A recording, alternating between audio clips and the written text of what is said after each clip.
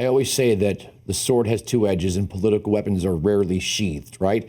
And if you think what comes around won't go around or what goes around won't come around, eventually it will. So if we start to chip away at this basic bedrock principle, the day will come when someone you do like is unfairly accused or has their reputation or their confirmation utterly destroyed. And, I don't know what the future is for the Supreme Court and when Ruth Bader Ginsburg is going to step down, but I think we know the next in line, or we assume the next in line is Amy Coney Barrett. And if anyone thinks because she's a woman, and this is the more bizarre thing, you kind of have this come on girls, let's get them mentality on the feminist left. But when a woman presents herself as a rational, clear thinking conservative, they don't like them either.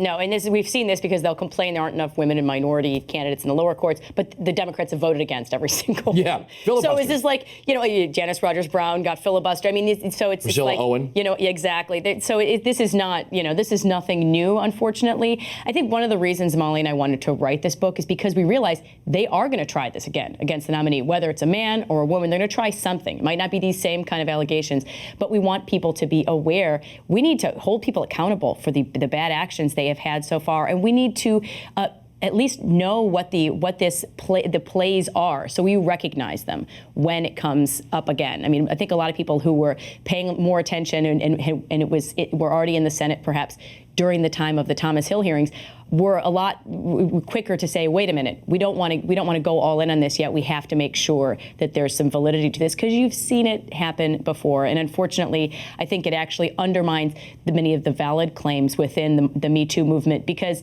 it's this pile-on where anything goes. And we saw that by the end of his confirmation process, where it was people are making up crazy stuff. They're admitting the same day sometimes that oh, actually, I didn't really mean that, or that didn't really happen.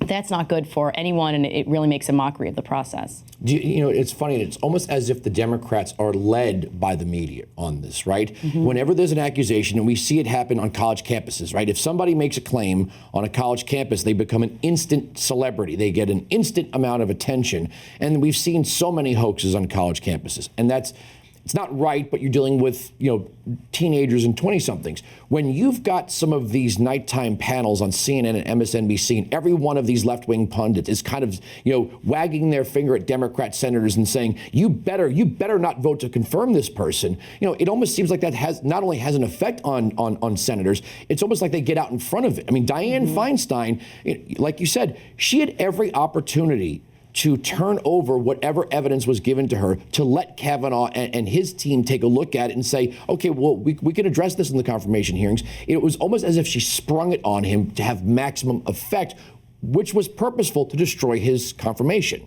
Yeah, and one of the things that we saw as a real pattern is Democrats getting way out over their skis and then actually hurting their cause in the process. So, for example, in this document fight they were having early on, where there was literally more documents than any other nominee had potentially, just because of the advent of email and things when Brett Kavanaugh was working in the White House, and the job he had, which involved seeing basically almost every piece of paper that went through the White House.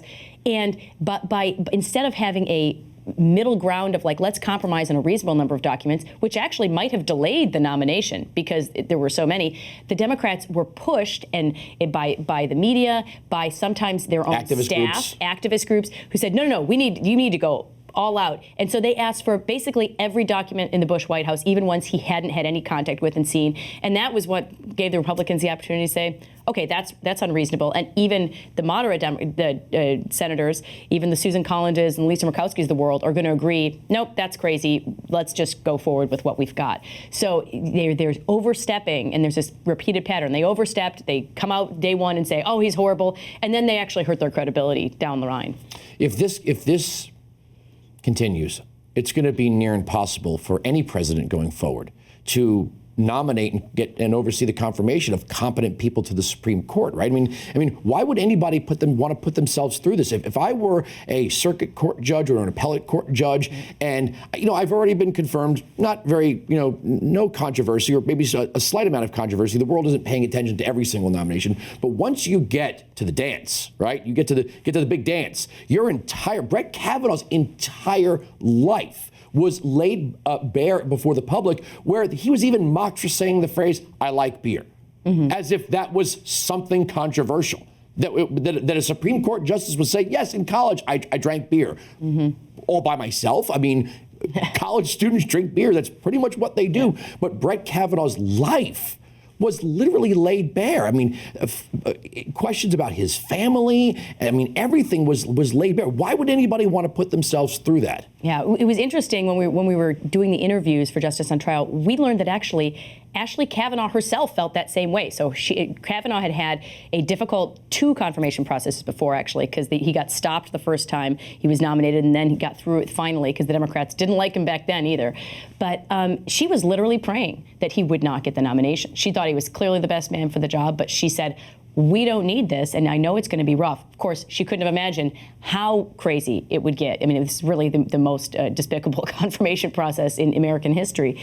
So, when you think of who the next person is going to be, what man or woman is going to want to put their family, their reputation through this? And if we allow this to be the way our confirmations are going here on out, I think we aren't going to get the best men and women for these really important roles of public service. And that will be a real problem for the country.